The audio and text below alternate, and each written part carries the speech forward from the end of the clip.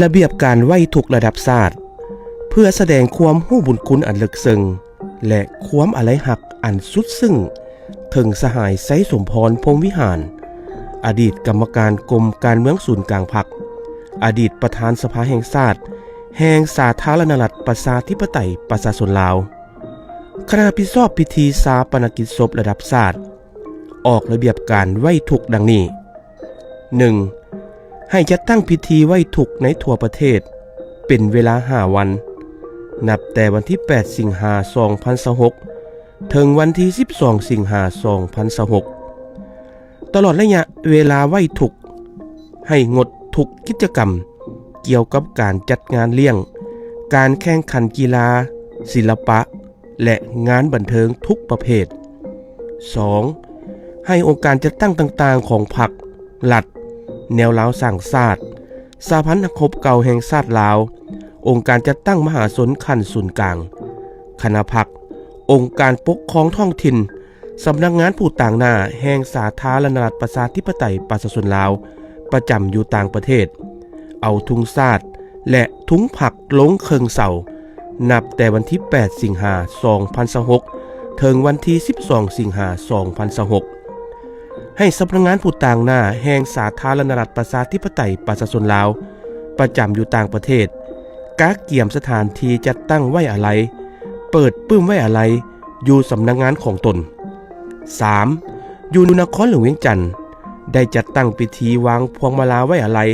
เป็นเวลา3 วันเริ่มแต่วันที่9 สิงหาคม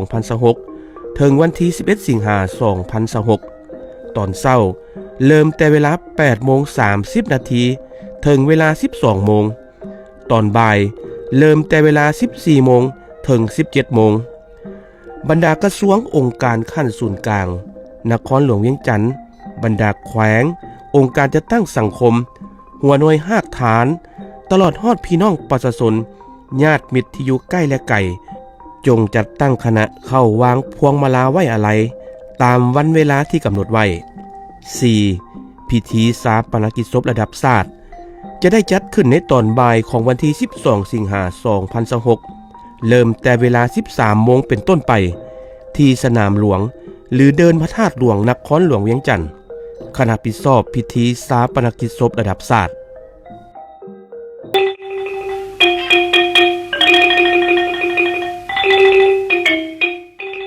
ชีวประวัติย่อของสหายไสสมพรพรหมวิหารสหายไสสมพรพรหมวิหารเกิดเมื่อวันที่12 ธันวาคม 1956ที่บ้านนาแมวเมืองเวียงไสแขวงหัวพันเป็นบุตรของประธานไกรสอนพรหมวิหารและแม่ทองวินพรหมวิหารในครอบครัวส่วนสั้นพนักงานปฏิบัติมีไอ้น้องร่วมกัน5 คนซ้าย5 คนสหายได้สร้างครอบครัวกับสหายดร.นางวิภาวันพรหมวิหารมีลูกนำกัน2 คนซ้าย1 คนและหญิง1 คนปัจจุบันอยู่บ้านสีบุญเฮืองเมืองจันทบุรีนครหลวงเวียงจันทน์นับแต่อายุ6 ปีสหายได้จากครอบครัวไปเรียนอยู่ชั้นประถมและมัธยมอยู่สาธารณรัฐสังคมนิยมเวียดนามและสาธารณรัฐประชาชนจีนปี 1962 หา 1970 เป็นนักเรียนอยู่โรงเรียนบักยางสาธารณรัฐสังคมนิยมเวียดนาม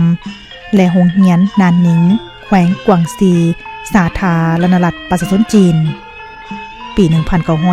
1970 หา 1973 เข้าเรียนโรงเรียนอุดมศึกษาอยู่หาบักสาธารณรัฐสังคมนิยมเวียดนามปี 1974 หา 1976 เข้าเรียนโรงเรียนการทหารที่เมืองเวียงไซแขวงหัวพันปี 1977 หา 1983 ศึกษาอยู่มหาวิทยาลัยแห่งรัฐมอสโกสหภาพโซเวียตสหพันธ์รัสเซียในปัจจุบันปี 1983 หา 1984 เป็นอาจารย์สอนอยู่สถาบันการเมืองและการปกครองแห่งชาตินครหลวงจันทน์ปี 1984 หา 1987 ค้นคว้าและป้องกันสำเร็จปริญญาเอก ฝ่ายเศรษฐศาสตร์การเมืองที่สภาบัณฑิตวิทยาศาสตร์สังคมแห่งรัฐมอสโกสหภาพโซเวียตปี 1987 หา 1989 เฮ็ดเวียกอยู่ห้องว่าการแขวงสวรรณเขตปี 1989 หา 1991 เป็นห้องเจ้าแขวงสวรรณเขตทั้งเป็นหัวหน้าแผนกการค้าและผัวพันเศรษฐกิจกับต่างประเทศปี 1991 หา 1993 เป็นกรรมการศูนย์กลางพรรคสมัยที่ 5 เป็นห้องเลขาคณะพรรคห้องเจ้าแขวงทั้งเป็นหัวหน้าห้องว่าการแขวงสวรรณเขตปี 1993 หา 1995 เป็นเลขาพรรคแขวงเป็นเจ้าแขวงสวรรณเขตปี 1995 หา 1997 เป็นกรรมการศูนย์กลางพรรคสมัยที่ 6 เป็นรัฐมนตรีว่าการกระทรวงการเงินปี 1998 หา